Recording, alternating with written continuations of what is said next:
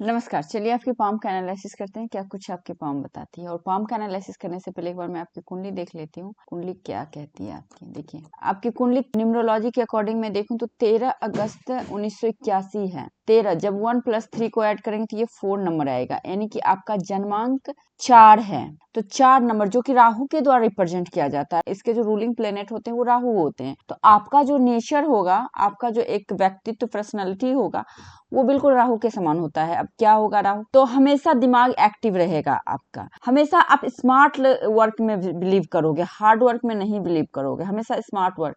आपकी सोच ऐसी होगी जो कि 4 साल बाद कोई व्यक्ति सोच सकता है, वो सोच आपकी अभी होगी। उसके बाद मल्टीटास्किंग नेचर रहता है आपको। कभी भी बैठना दिमाग से आपको पसंद नहीं है। ये सारे आपके गुण हैं। और हमेशा आपको नया चाहिए कुछ, है ना, अप टू डेट रहना पसंद आता होगा। उसके बाद जब इनको ऐड करेंगे, जब 13 अगस्त 1981 को ऐड करेंगे तो ये नंबर भी आपको 4 आता है, यानी कि आपका लकी अंक भी 4 है। तो दोनों लकी अंक और मूलांक दोनों आपका 4 है। जब 4 दोनों नंबर है तो आपको हमेशा ऐसा काम कर, जैसे फॉरेन से रिलेटेड काम आप कर लीजिए, उसमें आपको फायदा हो जाएगा। आप सोशल मीडिया से रिलेटेड काम कर लीजिए, फायदा हो जाएगा। इलेक्ट्रॉनिक्स से रिलेटेड काम कर लीजिए, फायदा हो जाएगा। आप आध्यात्मिक ऑकल्ट में चले जाइए, रहस्यमयी चीजों का आप खोज कीजिए, तो उसमें आपको फायदा होगा। तो इस तरह के काम में आपको अच्छी सफलता मिलेगी। अब आइए कुंडली देखिए। कुंडली आपकी है कर्क लगन की कुंडली है। राशि आपकी बन रही है धनु राशि बन रही है। कर्क लगन की कुंडली है और आपका जो ये लगन है, लगन में ही सूर्य राहु बैठा हुआ है। तो यहीं पे एक ग्रहण दोष का निर्माण हो रहा है। श्राप योग भी बोलते हैं इसको, ग्रहण दोष भी बोलते हैं, पितृ दोष भी बोलते हैं। यहाँ पे ये निर्माण हो गया। और उसके बाद आपका लग्नेश चला गया है कहाँ पे, आपका 6 हाउस में। तो कहीं ना कहीं मन से रिलेटेड हमेशा प्रॉब्लम आपको रहता होगा। मन से रिलेटेड चीजों में दिक्कत रहती है कि शत्रु आपको बहुत ही जल्दी परेशान कर सकता है। तो ये सारी दिक्कतें होती होगी आपको। उसके बाद आपका ये 5th नंबर इसके स्वामी सूर्य, ये 2nd हाउस के स्वामी अगर आपके 1st हाउस में बैठे तो ये अच्छा योग होता है। पराक्रम से धन कमाना, अपने दम पे धन कमाना, ये सारी चीजें होंगी आप। उसके बाद 6 नंबर और 3 नंबर इन दोनों के स्वामी बुध बन रहे हैं, है ना। आपके 3rd हाउस, आपके 12th हाउस के स्वामी बुध बन रहे हैं। बुध कहाँ पे बैठे हुए हैं, बुध आपके लगन में बैठे हुए हैं। तो कहीं ना कहीं आपका जो काम वगैरह होगा वो दूर दूर तक फैलेगा। मतलब फॉरेन में जाना, या फिर एक कहते हैं ना, ये भी आपका लोगों को एकत्रित करने वाला भाव है, सोशल मीडिया वगैरह। तो इन सभी जगहों पे काम अच्छा फैलता है। उसके बाद 7 नंबर और 2 नंबर यानी कि 4th हाउस और 11th हाउस के स्वामी शुक्र बन रहे हैं। शुक्र आपके धन भाव में बैठे। देखिए, धन भाव और आपके लाभ भाव का संबंध बन रहा है, ये अपने आप में बहुत अच्छा योग होता है। तो इसमें क्या होगा, इसमें धन आपको बहुत अच्छा आएगा, इच्छाएं पूरी होगी, धन की कोई कमी नहीं होगी।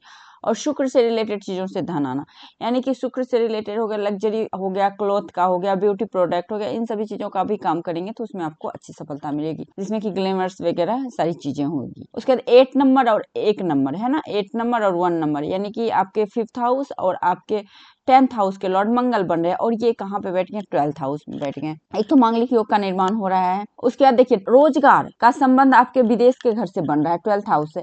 तो कहीं ना कहीं, और ज्ञान का भी, तो विदेशी ज्ञान, विदेशी चीज, विदेशी लोग, ये सब चीज आपको बहुत ही अच्छा फल देगा। तो हमेशा आपका जो काम होगा ये फॉरेन से ही होगा, यानी कि बर्थ प्लेस पे भी रहेंगे तो आपका काम ऐसा होगा कि पैसे आपके फॉरेन से ही आएंगे। तो ऐसे लोग कह सकते हैं या तो आप एमएनसी वगैरह में काम करते होंगे। उसके बाद 9 नंबर और 12 नंबर इनके लॉर्ड बन रहे हैं गुरु, ये 3rd हाउस में बैठे हुए हैं। और धर्म भाव के स्वामी, ठीक है, ये भी अच्छा है कॉम्बिनेशन, क्योंकि गुरु की दृष्टि मैटर कर रही है यहाँ पे। गुरु की दृष्टि बहुत अच्छी होती है और गुरु के पास में दृष्टि पड़ रही है आपके 7th हाउस पे। पार्टनरशिप, जीवन साथी, इन सभी जगहों पे अच्छा फल देगा। धर्म में हमेशा धर्म काउंसलिंग का काम हो गया, धार्मिक काम, आध्यात्मिक कामों में सफलता मिलेगा। उसके बाद फिर आपका 11th हाउस, तो मल्टीपल सोर्स ऑफ इनकम होंगे, पैसे आगे बन के, तो ये इसका फल होगा। उसके बाद 10 नंबर और 11 नंबर इसके स्वामी शनि बन रहे हैं। और शनि ये भी आपके चले गए हैं 3rd हाउस में। तो ये भी अच्छा फल है, ये भी कोई बुरा फल है नहीं, है ना। तो गुरु के साथ बैठे हुए हैं शनि, तो यहाँ पे आप बहुत अच्छे जज बन सकते हैं, बहुत अच्छे काउंसलिंग करने वाले बन सकते हैं, बहुत अच्छे फैसला लेने वाले बन सकते हैं। कंपनी के बहुत हेड अपर पोस्ट पे आप रह सकते हैं, जहाँ से बड़ी बड़ी डिसीजन लेना पड़ता होगा आपको। और आपको वकील, जज, तो ये तो है ही है। उसके बाद देखिए, आपकी ग्रह की प्लेसमेंट की बात कर रहे हैं। देखिए, सूर्य राहु, बुध राहु, दोनों के साथ राहु बैठ के एक तो जड़ योग, एक दुर्योग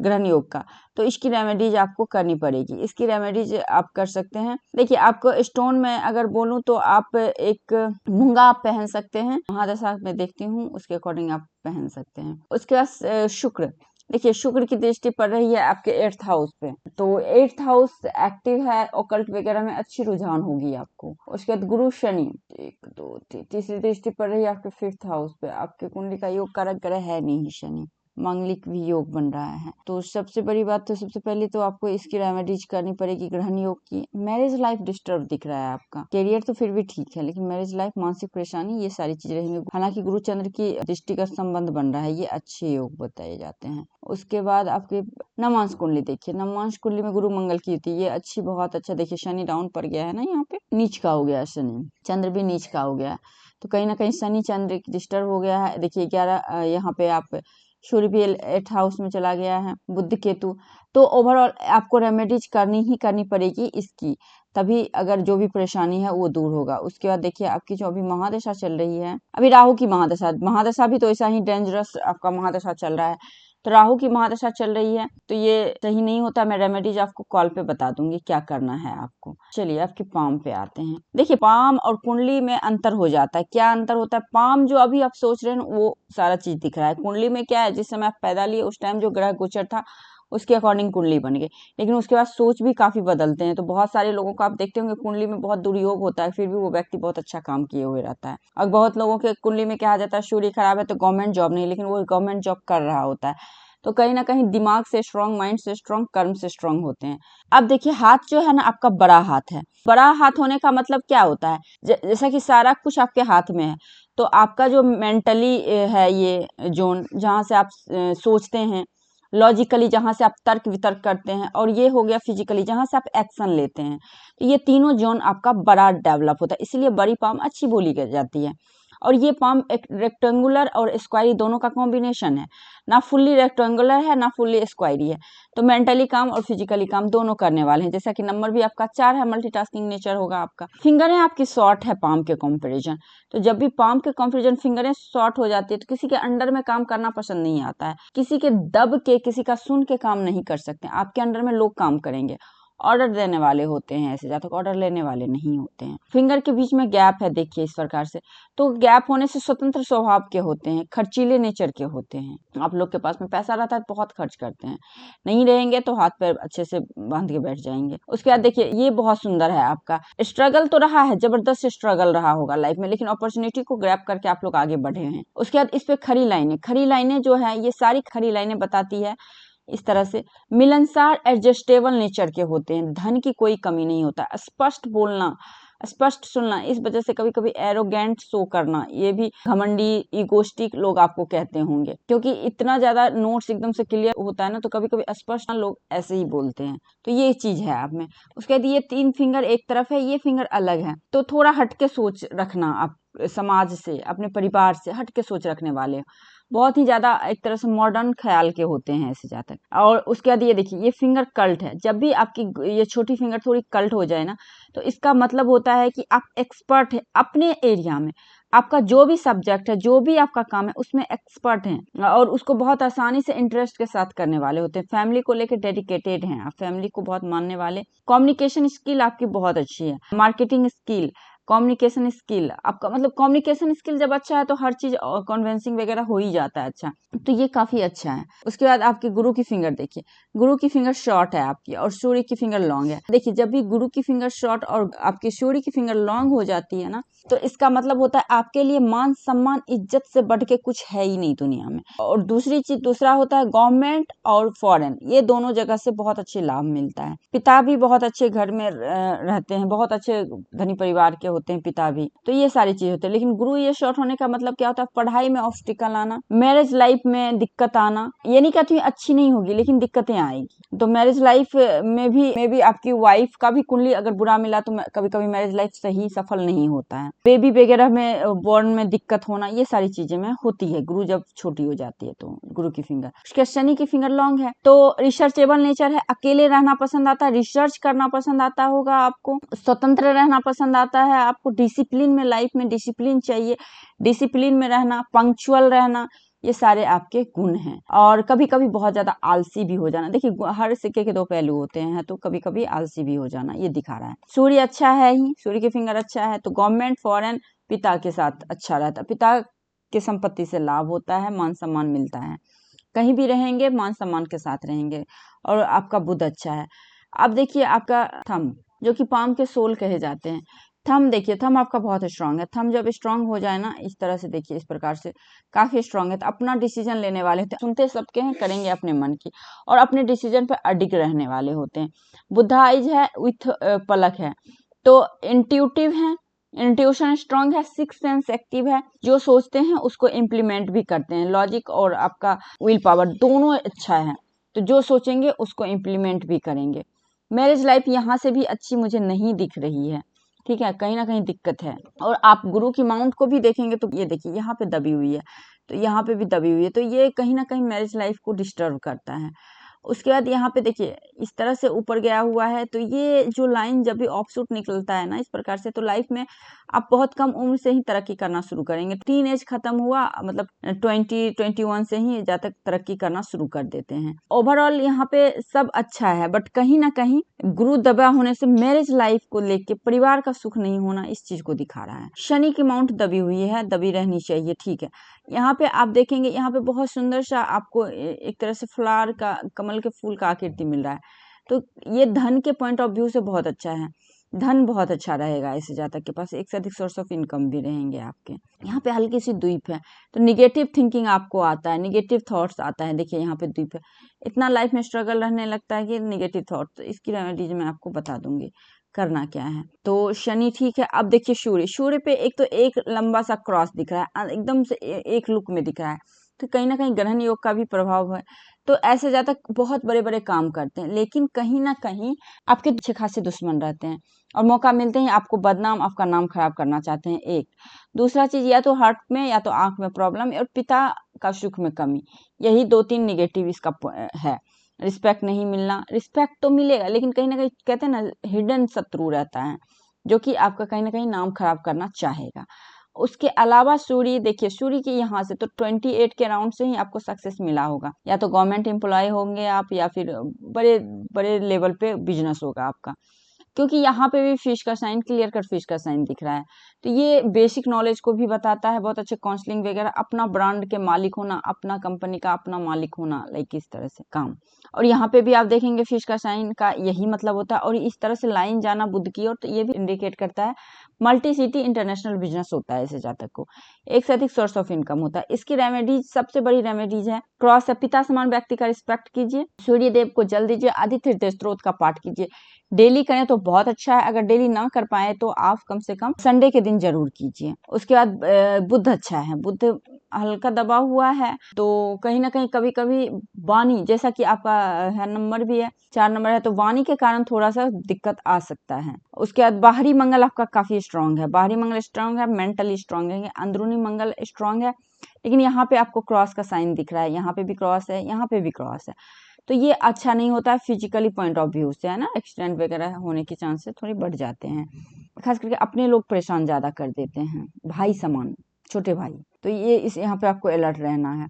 उसके बाद आप चंद्र माउंट, देखिए चंद्र माउंट का डेवलपमेंट तो अच्छा है, डेवलप अच्छा है, लॉन्ग दूरी की यात्रा भी है, मूनलक लाइन भी है, सारे कुछ अच्छे हैं, ठीक है, लेकिन क्या है ना, इसी से आपका यहाँ पे क्रॉस का भी साइन बन रहा है, तो मन परेशान रहना, हमेशा मन कहीं ना कहीं परेशान रहता होगा आपको। केतु बहुत अच्छा है, देखिए जब केतु इतना अच्छा फिश हो ना, तो जैसे जैसे एज बढ़ेगा लग्जरी कंफर्ट लाइफ में बढ़ती है, ज्यादा फॉरेन यात्रा वगैरह करते हैं, विदेशों की यात्रा होती रहती है आपकी।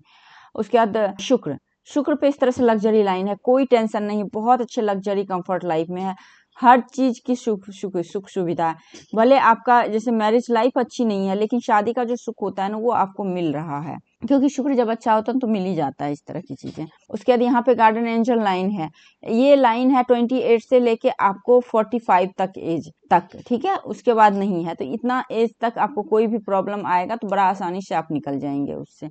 उसके बाद फिर देखेंगे, उसके बाद देखिए आपका मेन लाइन पे आते हैं, पहले हार्ट लाइन, हार्ट लाइन आपके गुरु के माउंट से निकला हुआ है, बीच में गुरु और शनि के बीच में, तो आप में स्वार्थ भी है, आप में स्वाभिमान भी है, आदर्शवादी भी हैं, अपने लेवल में शादी करते हैं। देखिए यहाँ पे आप देखेंगे 32 के बाद आपकी हार्ट लाइन अच्छी नहीं है, तो कहीं ना कहीं इमोशनली डिस्टरबेंस, इमोशनली प्रॉब्लम रहता होगा 32 के बाद। फ्लर्टरी लाइन भी है तो कुछ देर कोई गम को मनाते हैं फिर खुश हो जाते हैं। उसके बाद आपकी माइंड लाइन, देखिए माइंड लाइन और आपके लाइफ लाइन हट के निकला हुआ, तो काफी कम एज से ही अपने डिपेंडेंट रहना। उसके बाद देखिए माइंड लाइन ठीक है, यहाँ पे एक आप देखेंगे इस प्रकार से ट्रायंगल बन रहा है, तो 32 का अराउंड का एज है, लाइफ में बहुत बड़ा अचीवमेंट आपको मिला होगा। उसके बाद ये लाइन इस प्रकार से गया हुआ है, ठीक है, उसके बाद इधर से लाइन गया हुआ है, तो मंगल पे गया हुआ, तो मेंटली स्ट्रांग है, प्रैक्टिकल है आप, है ना, इमोशंस नहीं उतना ज्यादा रहता है आप लोगों में, रहता है पहले, लेकिन आप इतने लाइफ में आप धोखा खाते हो ना कि उस अलर्ट हो जाते हो, तो वही चीज है, क्योंकि यहाँ तक लाइन इस तरह से मूव किया है और यहाँ से एकदम से स्ट्रेट हो गया, तो इसका मतलब ही है 35 के बाद बहुत ही ज्यादा आप स्ट्रिक्ट हो गए होंगे आप, तो ये सारी चीजें हैं। तो माइंड अच्छी है, कोई चीज को क्विक लर्निंग करते हैं, और हाँ एक से अधिक काम आप कर सकते हैं, आपके लिए ज्यादा अच्छा रहेगा, लेकिन एक मेन काम को आपको चेंज नहीं करना है, उसी में रहना है, उसी को आगे कंटिन्यू करना है। उसके बाद लाइफ लाइन, लाइफ लाइन से देखिए ऑफ शूट निकला हुआ है इस प्रकार से, तो लाइफ लाइन से ऑफ शूट ये बहुत ज्यादा निकला हुआ है, तो एक तरह से आप 21 22 के अराउंड से ही तरक्की करना शुरू किए हैं, और लाइफ लाइन क्या है ना, स्ट्रेट है इस तरह से, तो लाइफ कंफर्टेबली नहीं आपका रहता होगा, कभी ना कभी किसी ना किसी चीज का प्रॉब्लम रहता है, कहते हैं ना जैसे सब कुछ है आपके पास, लेकिन कहीं ना कहीं एक लगता होगा कुछ मिसिंग है, क्योंकि लाइफ लाइन गोलाई ली हुई है और सुंदर सा नहीं है आपका, तो ये कंफर्टेबल लाइफ को नहीं बताता, और यहाँ पे देखिए ब्रेक हो गया है, ये है 45 के अराउंड का एज, तो इस टाइम आपको बहुत ही ध्यान रखना है, यहाँ से भी इंडिकेशन मिल रहा है और यहाँ पे भी द्वीप का साइन है, तो यहाँ से आपको अपने हार्ट ऑर्गन पे विशेष करके बीपी वगैरह इन सब चीजों पे ध्यान रखना है आपको। उसके बाद लास्ट में तो केतु अच्छा है ही, तो इसका तो कोई दिक्कत है ही नहीं, बस एक टाइम आपका जो आएगा इस टाइम प्रॉब्लम, यहाँ पे गार्डन एंजल लाइन भी नहीं है कोई,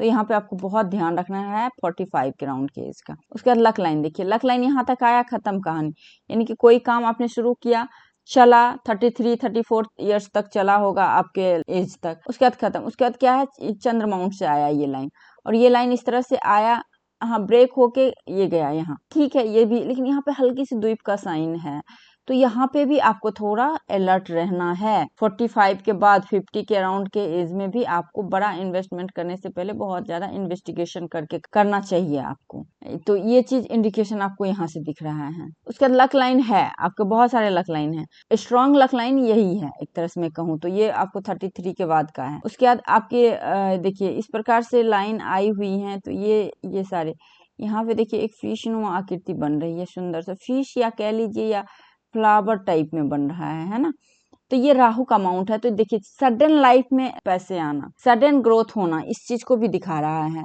और एक तो एज आपका यहाँ से इंडिकेशन है, यहाँ से क्लियर इंडिकेशन है, एक 32 के अराउंड का एज हुआ रहा होगा, और यहाँ पे आप देखें इस तरह से ये एज है आपके 45 के अराउंड, तो 45 के अराउंड आपको धन बहुत अच्छा आने का योग है, प्रोग्रेस होने का योग है, बहुत ही अच्छा अचीवमेंट हुआ होगा आपको।